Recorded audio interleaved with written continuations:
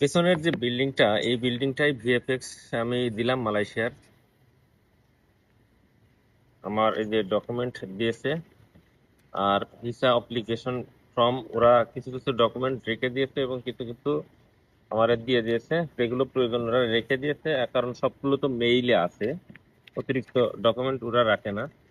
আমার ভিএফএক্স সম্পূর্ণ হয়ে গেছে। এখন আমরা মনে করেন যে আমার পাসপোর্ট দিয়ে দিতে, পাসপোর্ট পরবর্তীতে আমাকে মেইলে আরেকটা মেইল দেবে, মেইলে দেওয়ার পরে আমার ওরা ইনস্ট্রাকশন দেবে, যদি কোনো ডকুমেন্টের প্রয়োজন হয় সেটাও জানাবে, এবং যদি ভিসার হয় তখন আমার পাসপোর্ট নিয়ে আসতে বলবে। তখন আমি পাসপোর্ট নিয়ে আসার পরে যদি আমি ভিসার জন্য এলিজিবল হই তাহলে আমার ভিসা প্রিন্ট করে আমার হাতে দিয়ে দেবে। এটা হচ্ছে ভিএফএক্স এর ইনস্ট্রাকশন। আর অনেকেই প্রথমে আমার যে ভুলটা হয়েছিল, ভিএফএক্স এর কানাডা ভিসা অ্যাপ্লিকেশন যে লোকেশন, সেটা কিন্তু এর পাশে 1 কিলোমিটার পাশে দেখায়, আর এখানে কিন্তু পরবর্তীতে অ্যাড্রেস লেখাও থাকে।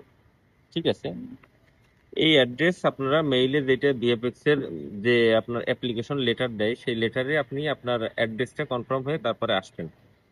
আমি পাগলের মতো এটা দেখছিলাম না, কিন্তু ওই জায়গায় চলে গেছিলাম। সময়ের ভিতরে আসবেন, 9টার সময়ের ভিতরে আসবেন।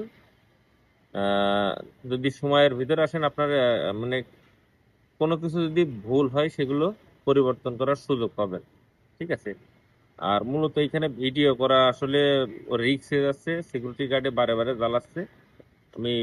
আমি রুমে গিয়ে সমস্ত তথ্য আর কি ইনফরমেশন আপনাদের কাছে শেয়ার করবো।